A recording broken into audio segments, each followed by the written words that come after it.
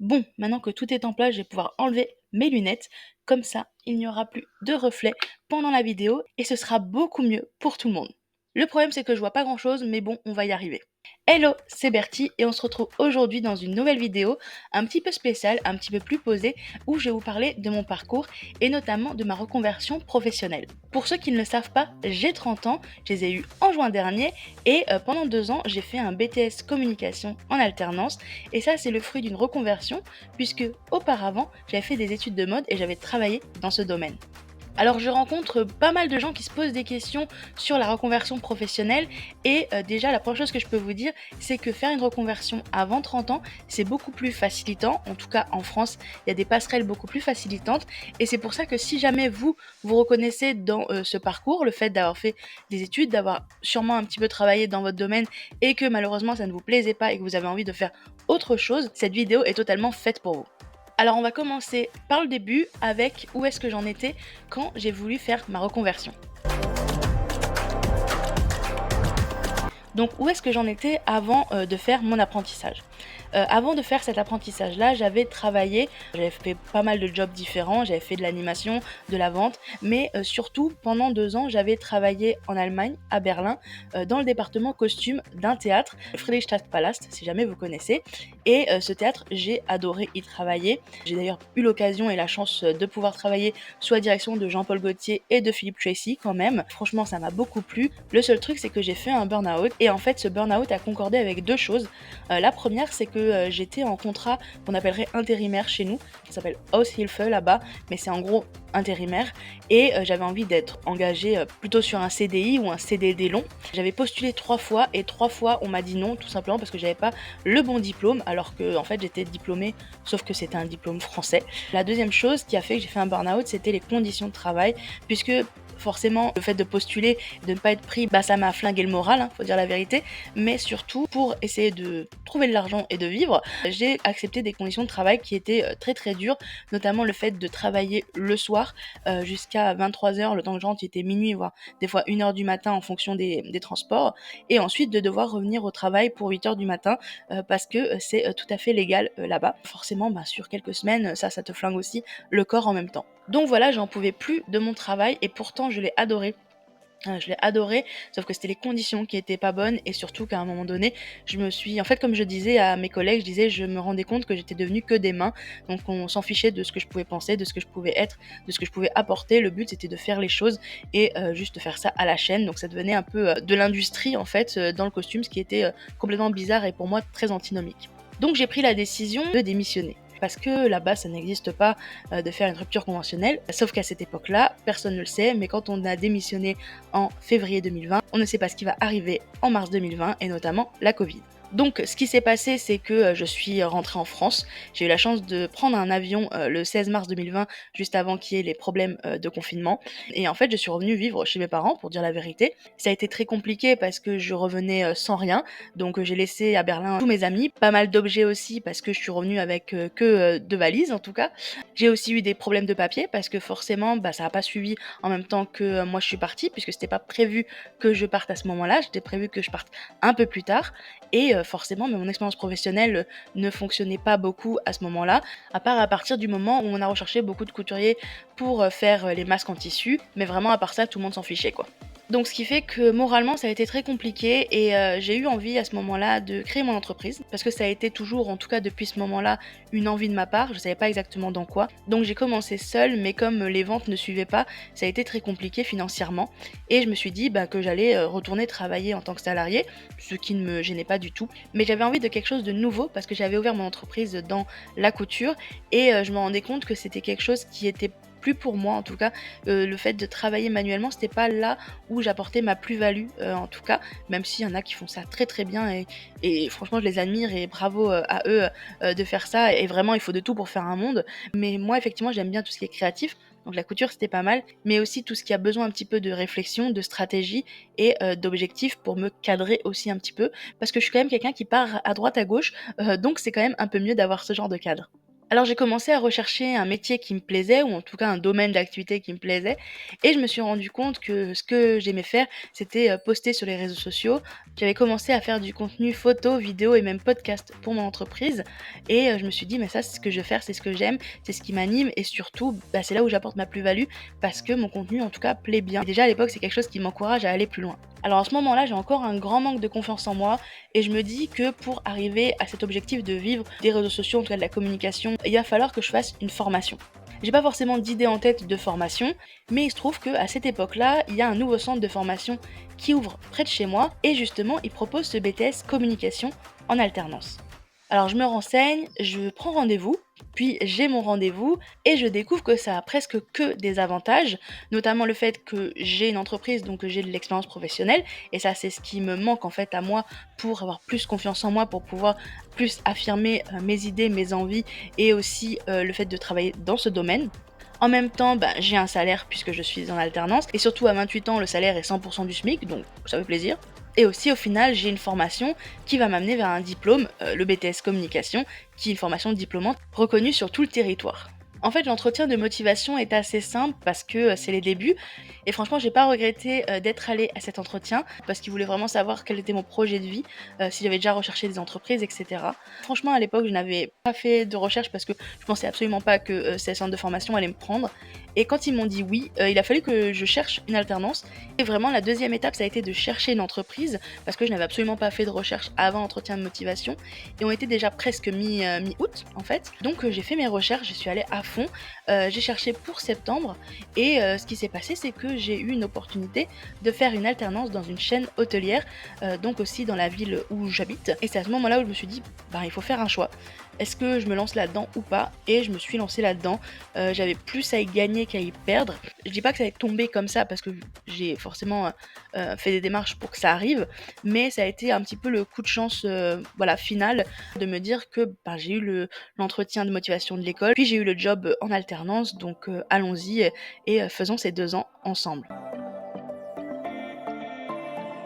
On va passer aux 2 ans, qui se sont écoulés puisque comme c'était un BTS, ça a duré 2 ans. Dans cette vidéo, je vais pas rentrer dans les détails, de, comment ça se passe le BTS, qu'est-ce qu'il y a dedans et cetera, est-ce que c'est, pour vous ou pas? Donc si jamais vous avez envie de savoir plus sur ce BTS, mettez-le dans les commentaires et je ferai une vidéo dédiée à ce sujet parce que là, on parle uniquement de la reconversion. Pendant les 2 ans, j'ai eu la chance de pouvoir, être, donc dans une classe. Moi, j'avais envie d'être, comme on dirait maintenant, en présentiel, donc être avec, des personnes, un prof, dans une salle. C'était important pour moi parce que j'étais sûre de pouvoir suivre comme ça. J'avais hésité d'ailleurs auparavant à faire, ce genre de formation avec le CNED. Ce qui m'avait, pas plu à ce moment-là, c'était justement ces cours à distance, le fait de pas rencontrer des personnes, qui ont les mêmes projets, les mêmes, passions que moi parce que c'est quand même des métiers, de passion. Mais surtout aussi, ce qui m'avait dérangé, c'était que si je faisais le CNED, si je devais, faire ça pendant 2 ans, il aurait fallu que je travaille et puis j'aurais pu, travailler dans quelque chose, mais pas forcément dans la com. Alors qu'avec l'apprentissage, c'était ça le but, c'était de travailler dans le domaine, qui allait être mon domaine par la suite. Donc c'est pour ça que j'avais choisi ce centre de formation. Ensuite, forcément, bah, ça je le savais, j'allais être avec que des gens plus jeunes que moi, ce qui me dérangeait pas du tout à première vue. Le seul truc qui était drôle, c'est que j'avais moins de différence d'âge des fois avec certains profs et même des fois j'étais plus âgée que des personnes de l'administration, donc c'était assez drôle, mais ça m'a pas forcément dérangée à première vue. Ça a été plutôt avec le temps et je vais le dire honnêtement, il y a forcément un gap qui se crée puisque des personnes qui ont 18 ans n'ont pas forcément les mêmes intérêts que moi à 28 ans et c'est tout à fait normal. Ça l'a rapidement pas fait avec la première entreprise, la chaîne hôtelière, dans laquelle j'étais. Ils ont décidé de me rompre en période d'essai, ce qui a été pour moi, très dur à avaler parce qu'on était en décembre, donc autant vous dire que j'avais d'autres choses à faire. Mais, je me suis, retroussé les manches, j'ai continué mes recherches, j'ai été à fond et j'ai trouvé une autre entreprise avec des missions qui m'ont beaucoup plus, plu et c'était une entreprise qui vendait du matériel médical. Donc pendant le reste de mon apprentissage, j'ai été dans cette entreprise-là et donc pour ceux qui ont suivi un peu mes aventures, je vais faire une vidéo dessus, mais malheureusement ça s'est fini en liquidation judiciaire, donc je vais faire une vidéo entièrement dessus parce que sinon ça va être trop compliqué. Mais ce que je voulais dire par rapport à la reconversion, c'est que j'ai beaucoup plus aimé être dans cette deuxième entreprise, malgré que ça se finisse comme ça, tout simplement parce que c'est là où j'ai pu développer vraiment des activités qui me tenaient à cœur, notamment sur internet, avec la création et le développement d'un site e-commerce, la création de contenu sur les réseaux sociaux et aussi de la publicité Google par exemple. Donc pour pas vous mentir, ça a été assez lourd pendant cette période de décembre, mais aussi assez lourd pendant les 2 ans. Non pas parce que les gens ont été méchants avec moi ou quoi que ce soit, mais surtout parce que quand on est plus âgé, qu'on est plus vite fatigué, et en même temps le rythme est quand même assez dense. Donc mon rythme c'était 2 jours par semaine au centre de formation, lundi, mardi, 8 heures à chaque fois, donc ça faisait déjà 16 heures. Puis après 3 jours en entreprise. Effectivement, les 3 jours en entreprise, c'était 6h30 par jour sur place, mais c'était vraiment très très dur parce qu'il fallait jongler entre le fait d'être à l'école, le fait d'être en entreprise, les devoirs, le BTS, la vie sociale que j'essayais d'avoir, et puis tout ce qu'il y avait autour que j'avais envie de faire, comme du sport ou en tout cas des activités. Dès le début de cette aventure, je savais très bien que pendant 2 ans, j'allais mettre entre parenthèses ma vie, que j'allais pas pouvoir développer ce que j'avais envie. Mais dès le début, j'ai créé du contenu, notamment pour YouTube. J'ai fait une première chaîne qui était pour aider les commerçants dans leur communication digitale. C'est une chaîne qui n'a pas bien fonctionné. C'est une chaîne que j'ai arrêtée maintenant parce que c'est pas une thématique qui m'intéressait plus que ça. Puis en août 2023, j'ai créé Bertistoria. Donc aussi ça s'est rajouté à mon rythme, mais ça c'était un choix personnel. Et là je vous dis pas de le faire ou de le pas faire, ça dépend ce que vous avez envie. En tout cas, ce qu'il faut savoir, c'est que si vous vous engagez dans un projet comme une reconversion et qu'en même temps vous faites quelque chose à côté, c'est quand même toujours mieux de faire quelque chose qui est en rapport avec ce que vous faites. Tout simplement parce que ça fait votre book pour la suite, que ce soit dans le domaine de la communication, mais il y a plein d'autres domaines où ça y joue. Donc voilà, ça je peux vous dire que ça a été le plus compliqué pendant les 2 ans. Par contre, ce qui était bien pendant les 2 ans, c'est que j'ai eu un centre de formation qui nous a en tout cas beaucoup entraîné au BTS. Donc on a eu des BTS blancs très régulièrement. Aussi, on n'a pas eu beaucoup de devoirs parce que les formateurs se rendaient compte qu'on avait déjà beaucoup de choses à faire, donc c'était vraiment tant mieux pour nous. Et puis, on a eu beaucoup de cas concrets puisque notre centre de formation était dans un groupe qui possédait beaucoup de franchises de restauration, donc il y avait de l'expérience avec ça et ça nous a donné beaucoup de cas concrets et cas pratiques. En tout cas, moi je savais que mon objectif c'était d'aller jusqu'à la fin du diplôme, même si ça a été compliqué au début. Il y a eu plein de fois où je me suis forcément sentie en décalé par rapport aux autres, mais j'ai fait ce choix-là, j'avais fait ce choix plutôt que de faire une formation pour adultes classique sur quelques jours ou quelques mois par exemple, mais je ne le regrette absolument pas. En tout cas, je suis allée jusqu'au bout du BTS. Ça n'a pas été simple, ça je peux vous le dire, mais surtout la bonne nouvelle c'est que j'ai eu mon BTS et que je l'ai eu, donc j'ai su le 28 juin dernier que je l'avais, et ça c'est vraiment la cerise sur le gâteau. C'est de pouvoir se dire qu'après ces 2 ans-là, en plus d'être libérée, délivrée, j'ai eu mon BTS et donc je n'ai pas besoin de le repasser, ni au rattrapage, ni en faisant une année supplémentaire. Après, bien sûr, chaque reconversion est propre à chacun, donc chacun fait ses choix. Moi, j'ai fait ce choix-là et je peux vous dire que pendant 2 ans, effectivement, ça a été compliqué de tout gérer, mais ça m'a beaucoup apporté, que ça soit humainement, en tant qu'expérience professionnelle et même tout simplement matérielle, parce que j'avais donc un salaire complet tous les mois, alors qu'au début, c'était plus compliqué pour moi. Et ça, c'était vraiment quelque chose que j'avais envie de faire parce que je le dis honnêtement, je l'ai fait notamment pour l'argent. Et donc surtout, j'ai pu mettre de côté et surtout déjà investir un petit peu dans des logiciels comme Canva ou Opus Clip par exemple pour faire mes vidéos et pour commencer à créer une communauté en parallèle de mes études. Et c'était réellement ce que je voulais faire parce que je savais qu'après, donc en juillet 2024, et on est en juillet 2024 à l'heure où je tourne cette vidéo et où elle devrait sortir, et que je puisse faire cette entreprise que j'ai envie de faire. Et ça me fait une transition toute trouvée pour qu'est-ce que c'est la suite du BTS, qu'est-ce que c'est la suite de la reconversion. Si vous voulez, vous pouvez continuer votre reconversion, vous pouvez continuer par exemple en faisant un bac+3, bac+5, etc. Ou même en faisant des formations complémentaires, de trouver un travail salarié dans ce domaine ou même de créer votre entreprise, à vous de voir. Et donc moi j'ai décidé d'être à mon compte et de développer cette chaîne YouTube que je fais actuellement, mais aussi en même temps de créer un e-shop, une boutique en ligne de bijoux et cadeaux d'inspiration chrétienne. Alors on n'est qu'au début de l'aventure, vous allez avoir des vidéos dessus, ne vous inquiétez pas. Je vais pas vous spoiler déjà par rapport à ça, mais si vous voulez voir les aventures de Bertouille qui crée une entreprise, n'hésitez pas à aller sur mon Instagram, le lien est dans la description. À première vue, on peut se dire que ça sert à rien d'avoir fait 2 ans de BTS et de se reconvertir pour ne pas travailler dedans. Franchement, pas du tout, puisque techniquement, je fais de la com, puisque je fais une chaîne YouTube, donc ça reste de la communication, qu'on veuille ou non. Et puis, pour mon entreprise, il va falloir faire de la communication, parce que plus on en parle, plus on va pouvoir aller à la rencontre des gens, et aussi, plus on va aller à la rencontre des gens, plus ils pourront être conquis par ce qu'on propose, et puis acheter par la suite. C'est pas parce que je ne suis pas salariée dans la communication, que ce soit en agence ou que ce soit dans le département communication interne d'une entreprise, que je ne fais pas de communication et que ça ne m'a pas servi. Moi personnellement déjà ça m'a servi pour un truc tout bête, ça a été de retrouver confiance en moi, confiance dans le fait que je puisse travailler sereinement, parce que forcément un burn-out ça laisse des séquelles sur votre vie professionnelle. En même temps, comme j'aime bien le dire, j'ai pu renflouer les caisses pour pouvoir investir à nouveau et faire réellement les projets qui m'intéressent. Puis j'ai rencontré des nouvelles personnes et ça fait toujours plaisir. Ensuite, j'ai pu me former à un métier et à un domaine qui me passionne. Et pour finir, j'ai pu acquérir de l'expérience professionnelle, ce qui n'est absolument pas négligeable, et en même temps, je n'ai rien perdu en temps, puisque grâce à cette alternance, j'ai pu cotiser pour la retraite, pour le chômage, pour plein de choses différentes. C'est comme si j'avais travaillé pendant 2 ans, et c'est pas d'ailleurs comme si j'avais travaillé, c'est j'ai travaillé pendant 2 ans. Et puis sur le point de vue typiquement de la reconversion, est-ce que je regrette ou pas d'avoir fait une reconversion? Pas du tout. Je ne regrette pas du tout d'avoir fait une reconversion parce que je me suis formée à un métier qui est quand même beaucoup plus ouvert et beaucoup plus facile d'accès. Je peux le faire dans plus de types d'entreprises différentes que la mode. Et surtout, ça me permet, et ça c'est ce que je voulais, d'avoir un peu plus de liberté dans le sens de choix d'entreprise, mais aussi dans le sens de gestion de son temps, puisque j'ai un métier qui me permet de pouvoir faire du télétravail ou qui me permet de pouvoir alterner du travail salarié avec du travail freelance. Et ça, c'était aussi quelque chose que j'avais envie dès le début. Et non, je ne regrette pas parce que sans cette formation, je n'aurais pas les possibilités et les opportunités que j'ai à l'heure actuelle. Alors pour finir cette vidéo, j'aimerais vous donner mes 3 conseils qui sont, je pense, les plus importants à retenir.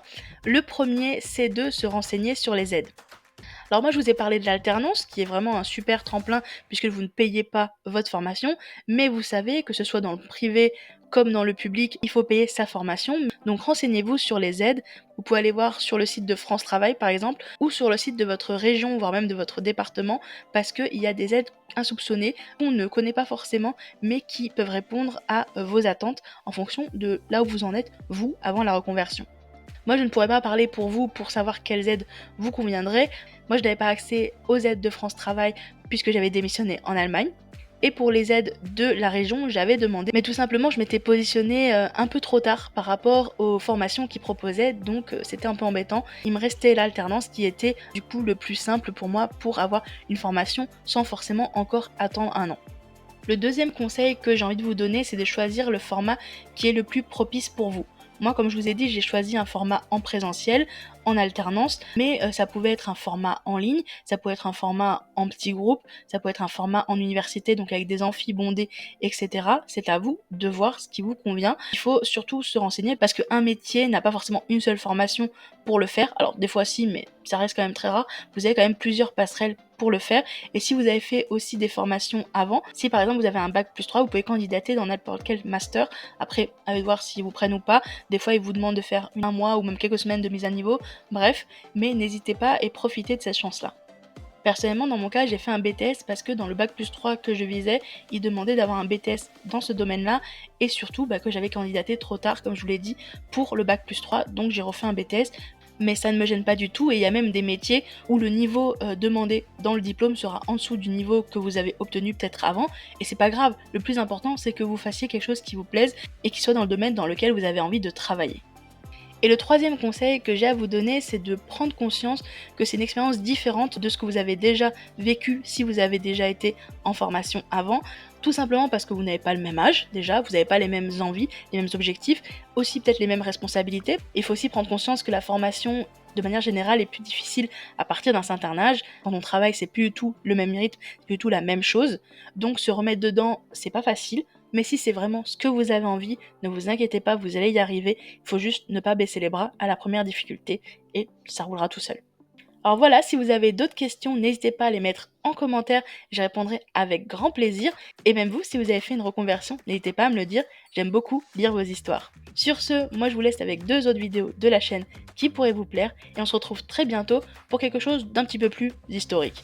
Allez, bye!